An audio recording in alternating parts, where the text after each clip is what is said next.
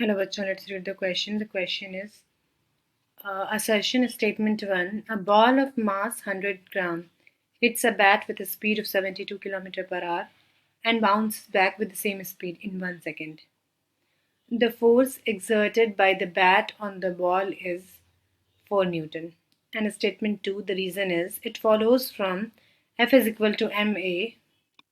तो असर्शन और reason given है। असर्शन में ये कहा जा रहा है कि एक बॉल है जिसका मास 100 ग्राम है, ठीक है। इसको अगर हम केजी में कन्वर्ट करेंगे तो 100/1000 kg, और वो बैट को हिट करता है with a speed of 72 kilometre per our, और वो बाउंस बैक भी इसी स्पीड से होता है 72 kilometre per hour in 1 second. t is equal to 1 second. तो लगाना क्या, ये निकालना क्या है, force exerted by the bat is given as 4 newton दिया हुआ है, और रीज़न में ये दिया हुआ है कि F is equal to ma होता है मास इनटू एक्सेलरेशन। तो इसी से ये आया है क्या, तो हम देखते हैं कि क्या कॉन्सेप्ट है।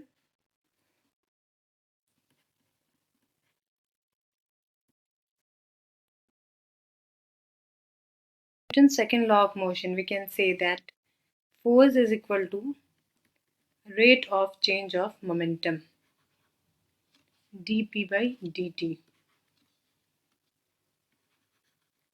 ठीक है। फोर्स क्या होता है, dp by dt। Rate of change of momentum is equal to force. ऐसे भी लिख सकते हैं कि ये स्मॉल चेंज के लिए d लिखते हैं, delta p upon delta T, ठीक है। तो और डेल्टा पी को कैसे लिख सकते हैं, मतलब P final minus P initial is equal to delta T, ठीक है। तो यहाँ से भी फोर्स निकल जाएगा, और जो ये F is equal to D P by D T को हम क्या लिख सकते हैं, M D V by D T. तो क्या आ जाता है हमारा formula, F is equal to mass into acceleration. तो इस फॉर्मूले को लगाने के लिए हमारे पास एक्सेलरेशन की वैल्यू पता होनी चाहिए, ठीक है। वो भले ही rate of change of momentum से डेराइव्ड है, लेकिन हमें एक्सेलरेशन पता होना चाहिए इस फॉर्मूले को यूज़ करने के लिए। तब हम लगाएंगे force is equal to mass into acceleration.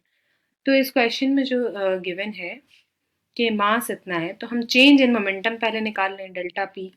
तो डेल्टा पी क्या हो जाएगा कि एक बॉल इसको हिट किया 72 किलोमीटर पर आवर से, और फिर बाउंस बैक भी इसी स्पीड से हुआ। तो अगर हम इसको पॉजिटिव मानेंगे ये वाली वेलोसिटी को, तो ये वाली जो बाउंस बैक जो है वो नेगेटिव होगी, ठीक है। ये वाली वेलोसिटी जो है वो नेगेटिव होगी, और ये किलोमीटर पर आवर में दिया हुआ है। तो किलोमीटर पर आवर को चेंज करने के लिए मीटर पर सेकेंड में 5/18 से हम डिवाइड कर देते हैं, मल्टीप्लाई कर देते हैं 5/18 मीटर पर सेकेंड। तो क्या आ जाएगी वेलोसिटी, तो ये कितना आ जाएगा, 5/18 से अगर हम इसको ये करेंगे पहले, तो वी विल गेट 20 मीटर पर सेकेंड, ठीक है। तो डेल्टा पी क्या हो जाएगा, मास है 100 ग्राम, 100 इंटू 20 माइनस, और फिर यहाँ पे हो जाएगा माइनस, एक और होगा 100/1000 इंटू 20। यहाँ पे जो हम ले रहे हैं चेंज इन मोमेंटम, मतलब इनिशियल से फाइनल मोमेंटम कितना चेंज हुआ ये ले रहे हैं, ठीक है। P initial minus P final, तो ये आ गया हमारा 2 + 2 4 चेंज इन मोमेंटम हो गया, kg मीटर पर सेकेंड। और फोर्स क्या होता है, delta P upon delta T. तो 4 और कितना है time 1 is equal to 4 newton. तो असर्शन तो सही है 4 न्यूटन, लेकिन जो रीज़न है यहाँ पे F is equal to mass into acceleration करके हमने निकाला है। यहाँ पे एक्सेलरेशन के वेलोसिटी की वैल्यू नहीं दी हुई है, ठीक है। यहाँ पे हम चेंज इन मोमेंटम करके निकालेंगे। एफ इज इक्वल टू हमें इससे डेराइव्ड है, लेकिन हम ये वाला फार्मूला यूज़ नहीं किए, ठीक है। तो यहाँ पे जो करेक्ट ऑप्शन होगा वो ये होगा कि